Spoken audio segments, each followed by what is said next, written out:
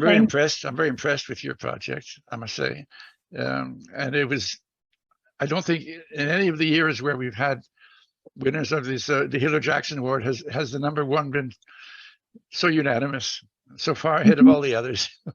So congratulations with that. I mean, you really do have a project which has many different dimensions to it, and they're all quite impressive. With healing as the sort of the headline of everything you're doing. I did want to ask you a little more about this, your concept of healing. What sort of principles do you use when you talk about healing? I mean, you're talking about hands-on type of thing, or is it a more psychological type of healing? It's maybe even just a very simple. So when I think healing, I immediately go to wholeness and health. And so I think that for us, it really is about a return to wholeness and health, which is already there, and which in the course of our lives, in the course of our communities' lives, we may come away from, and so it's our healing is coming back to the health that's innate and that we believe in every human being, and therefore also in community.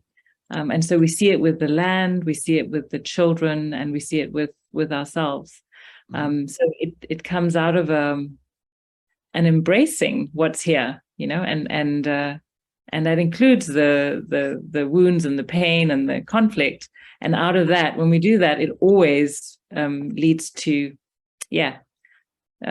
something that's stronger than before. At one point, we were a little bit, I would say, arrogant. We're like healing the land, and then the more we worked with the land, with the soil in particular, we realized that actually our work with soil, with plants, was part of our, healing us. So when we had women's programs, and we'd go in and their programs were not about soil or land, but we would go in and include compost making. Or there's some of the biodynamic preparations where you actually work with cow manure, and you work it with your hands and your feet, and you sing, and we were like, oh my God, something transformative is happening in this encounter. And so we realized it's healing with the land. I'm half Danish and half Zimbabwean, so I studied in Denmark, grew up in Denmark, and so the inspiration for Kofunda actually came out of Grundtvig and the folk high school movement. I didn't know that. Yeah.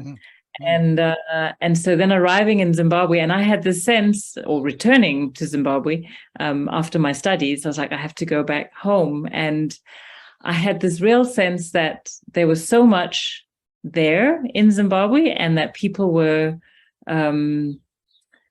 but people had bought into this mindset of poverty and less education.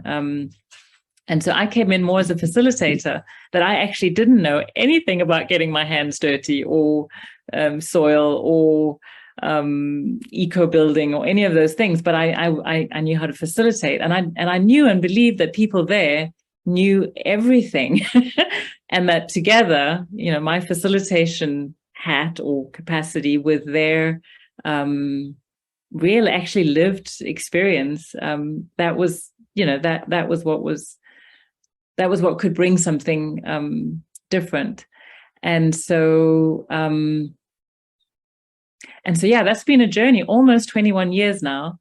And I think, is it true to say it surprised me? But I actually do think we had lots of dialogues and circle work and storytelling. And what I realized with rural Zimbabweans was, you can't just have us sit and talk. We have to get our hands dirty. We have to work. We have to learn, like, in a really physical way. And so from the permaculture to the eco building, to the wood saving stoves, to what are we going to do about the children, to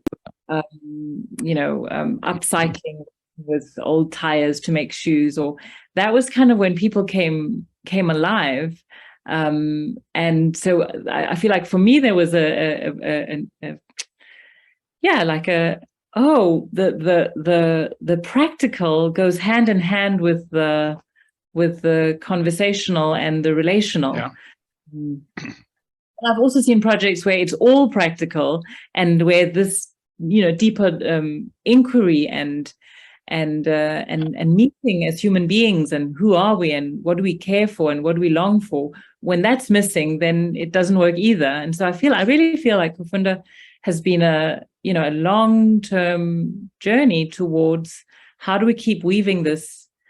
We also think of it as inner and outer. How do we keep weaving what's in our inner landscape individually and collectively, and what we're actually crafting and creating in the external.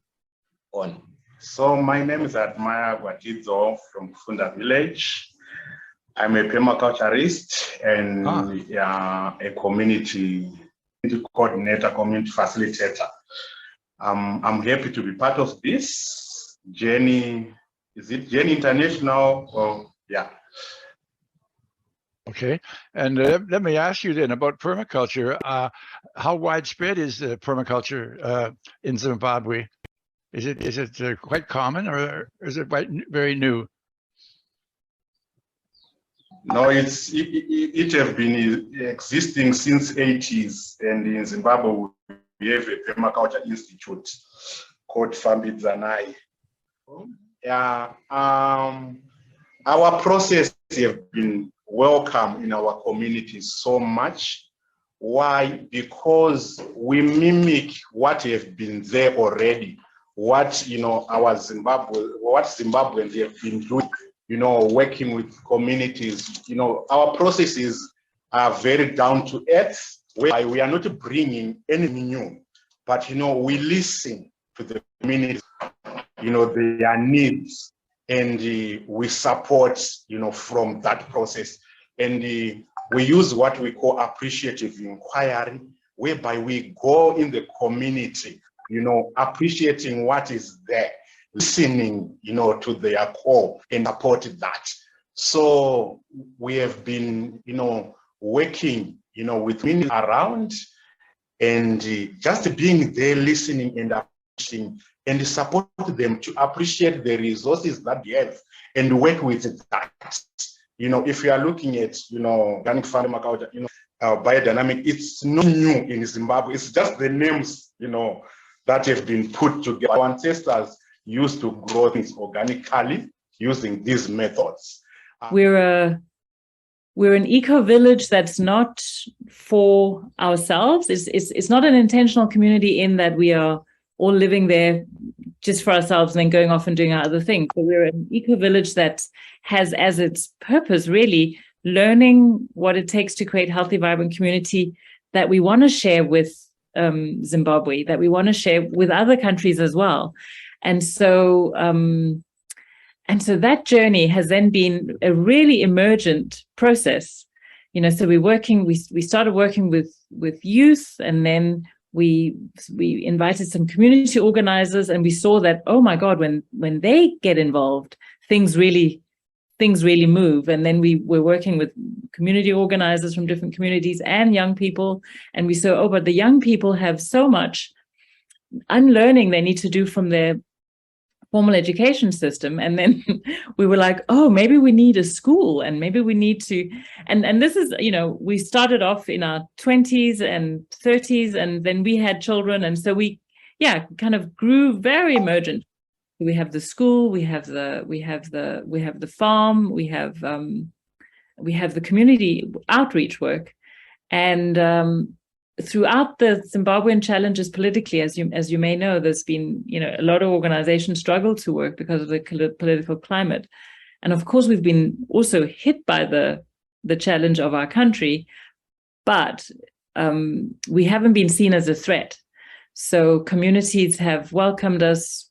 People who are in political office actually are beginning to say we like it when Kufunda comes in, because we're able to bridge polarity, because we really look at what's here, both the dreams, the longing, but also the gifts and the resources. And maybe it would be different in a different country, but what we're seeing is that people, especially in a rural context, all at some level want similar things. And if we can support the social process of coming together and cultural process of coming together, and working together from a different angle, and really practically, again, it's not just ideas, but how do we manifest them? Then something can be overcome. And so that it's kind of, we really invite a big shift from problem orientation to solutions, really, and I would also say that our work, including with ourselves and our own, with our children, there's something about a redignifying that is core, that really is honoring, the gifts of each one, and having a complete, absolute faith that each one has something of value to bring. Oh. And then the work becomes seeking that out, so good principle. Yeah. So Kufunda is it was when I came back to Zimbabwe, I asked my mom, can I use a section of the farm to create this initiative that was really coming as a vision. Mm-hmm. And Fidelis, who is also part of Kufunda still, is my cousin. So the two of us had been talking, and I did I had my 30th birthday celebration in rural Zimbabwe, my grandparents' village, and I invited everyone I knew from my work in different places. And so I had 40 international people and 200 villagers. And it was the most extraordinary encounter. And out of it came this sense of, I have to come home and create something because there's so much here. But when we listen to the news, all we hear is the problems, that. And so we started with actually, and Maya was talking about this other permaculture center. So one of their the people from there joined me as well. And so we were 3 people that started it. With this question of how do we create healthy, vibrant community? We asked the question. Let's find the answer. The final one is like we're hoping to infuse a bit of resources in with this award, financial, and also celebrating you and showcasing your work to the world and to our network, and hopefully inspiring others. Maybe they get in touch and they connect with you. But yeah, to close, what's next for you? Like, what do you hope to step into? It was so fascinating to hear your history, how it evolved, and your current state. Like, what are you dreaming into next?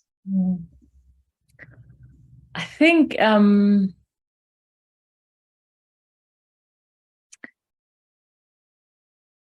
we've been working a lot with actually beginning to really craft much more intentionally our ideal scenarios, and because we have these 3 areas of community, of land, and of children, I'm realizing that each one is actually there's a lot that we would like to see happening.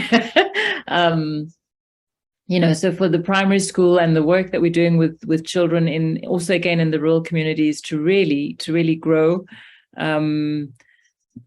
Possibly even the possibility the teachers are like, what if we had a boarding school so the kids, so that we could have more children, and this is an incredible environment for children. So that's on the education side, but also actually with the schooling, we would love to start teaching teachers. So not as a teacher training, but as an additional, because the schooling in Zimbabwe is so dry. Yeah, I know what you mean. Yeah. Yeah. Same most places. Yeah. So it's teaching where we're integrating art and nature and projects and initiatives that the kids really dive into. And so we feel that we could relatively easily give teachers ideas that they could, balance some of their ways in the more formal system. So that's kind of on the schooling side. With the community work, we haven't really claimed this name as fully as I'd like us to, but we're thinking of ourselves as a communiversity. Most of the people who live and work at Kofunda, I think this is another thing that makes us unique. They don't have a formal university degree. They finished high school and they went off and they did their thing, and then they came through the youth programs, for example, and stayed. But through living at Kufunda for all these years and being in community work and being in the question of what does it take to create healthy, vibrant community, these are people that really know a lot. And so for us to be like, we're a communiversity, we know about community building and we want to share that. So we want to continue to offer it and facilitate in communities, but also that others can be learning from us. So I don't know exactly what that looks like, but that feels like a part of our journey. And this feels like an amazing opportunity, perhaps, also for us to, clarify that a bit more and share more.